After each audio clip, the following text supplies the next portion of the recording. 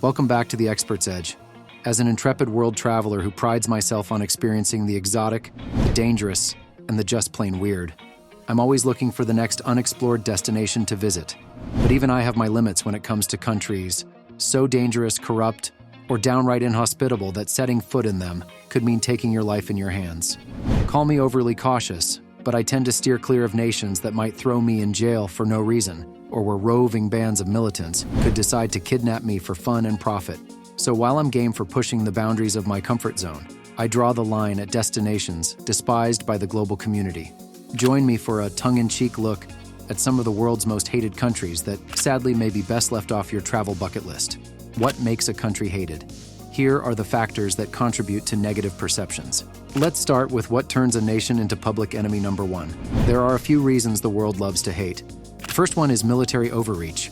Nothing gets the international community frothing at the mouth quite like a country that can't keep its armies to itself. Whether it's invading neighbors, conducting stealth operations on foreign soil, or just threatening Armageddon every other week, overzealous militarism is a surefire way to end up at the bottom of the popularity poll. Next up is human rights horrors.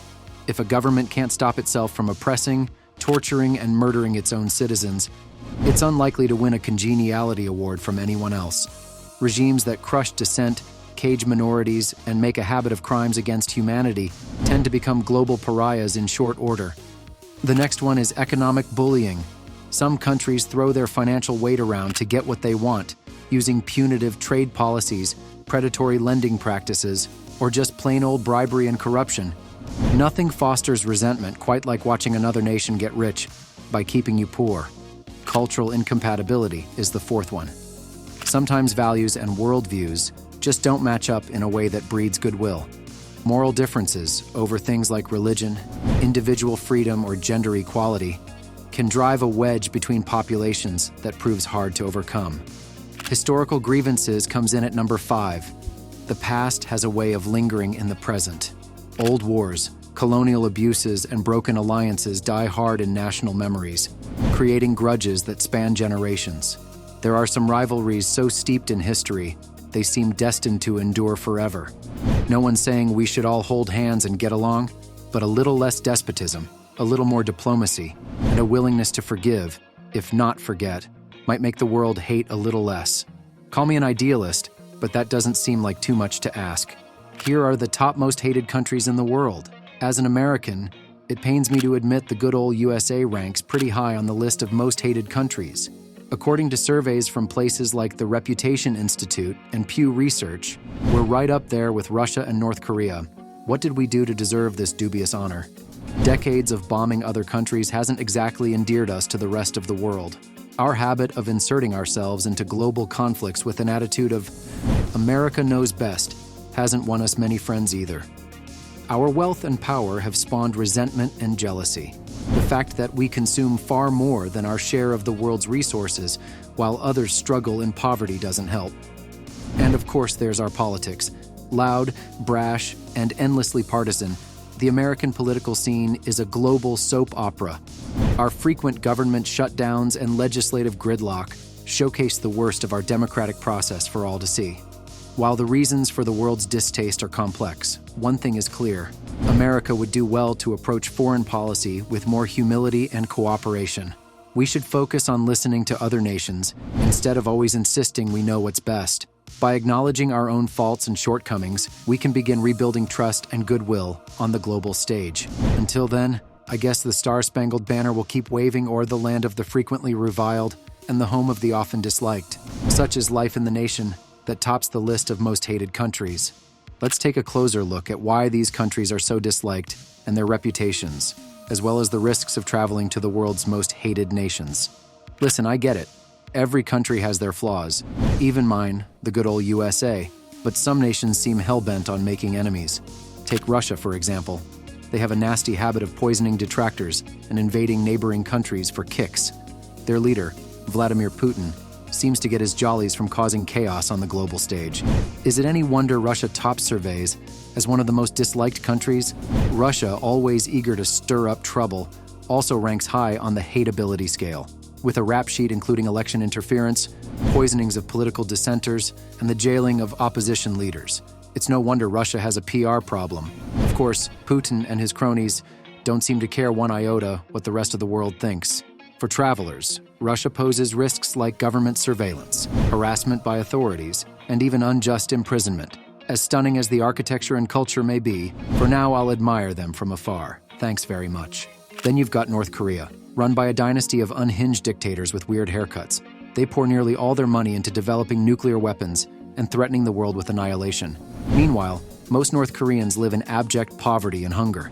The regime is so paranoid, they barely allow any information in or out of the country. Defectors share horror stories of starvation, forced labor camps, and public executions. No wonder North Korea is so unpopular. Saudi Arabia is another doozy. They're filthy rich from oil money, but governed by medieval laws. Basic human rights are a joke. Women and minorities face discrimination and cruel punishments like stoning, lashing, and amputation. The Saudi royal family lives lavishly while oppressing their own people. They also export an extreme form of Islam called Wahhabism that fuels terrorism worldwide. With policies like that, who wouldn't hate Saudi Arabia?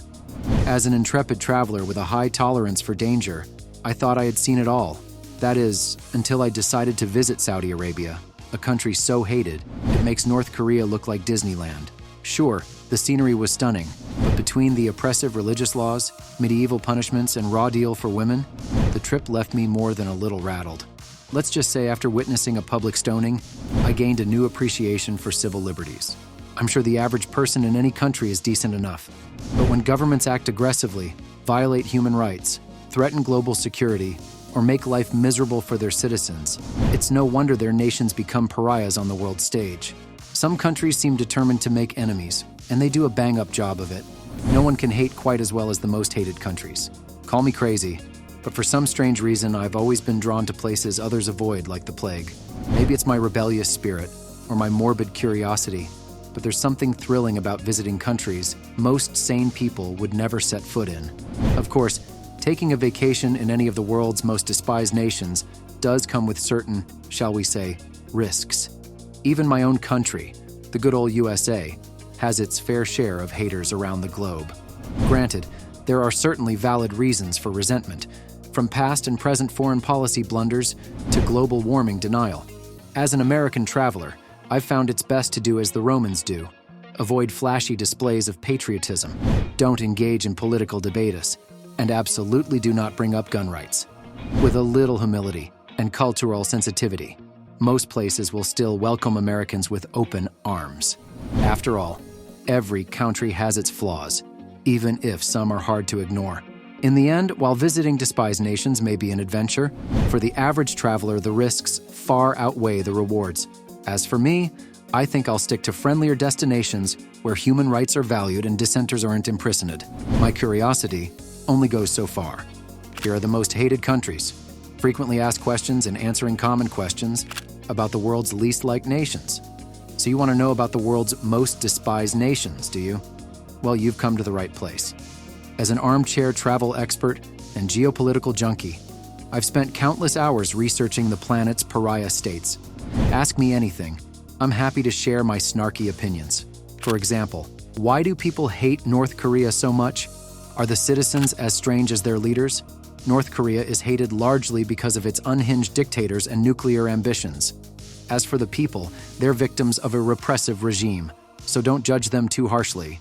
Most have little choice but to appear fanatically devoted to their dear leaders, though I'm sure many wish they could escape to freedom. Why does Russia seem intent on antagonizing other countries? Do they just enjoy being international trolls? Russia's leaders want to reassert dominance on the global stage, so they stir up trouble to make themselves seem powerful. Their antics may seem like trolling, but it's really strategic geopolitical manipulation. While the average Russian likely wishes for friendlier foreign relations, Putin and Kremlin find it useful to have external enemies to blame for Russia's problems. How did the US end up so disliked when it sees itself as a force for good? Are Americans really as arrogant and ignorant as people say? America's hatred stems from its sanctimonious foreign policy and tendency to stick its nose where it doesn't belong. While the US views itself as a global champion of democracy, its actions often undermine that ideal. As for Americans themselves, they're no more arrogant or ignorant than other nationalities. But when a country wields so much power on the world stage, its citizens are bound to become targets of overgeneralized stereotyping and scorn. Any other questions? I'm happy to keep the international insults flying. But do remember, every country and its people are complex. It's easy to make sweeping judgments, but the truth is usually far more nuanced. So there you have it, folks. The world's most hated countries, according to our entirely unscientific poll. I'm sure the good people of North Korea and Russia will be thrilled to top the list again this year. Just remember, beauty is in the eye of the beholder. One person's totalitarian regime is another person's tropical paradise. But as for me, I think I'll stick to vacationing in countries where criticism of the government doesn't land you in prison, or worse. In the end, we're all just human beings trying to make our way in this crazy world. If we could see past our differences and focus on our common hopes and dreams, maybe we could turn some of that hatred into understanding. But I'm not holding my breath. In the meantime, happy travels and watch your back.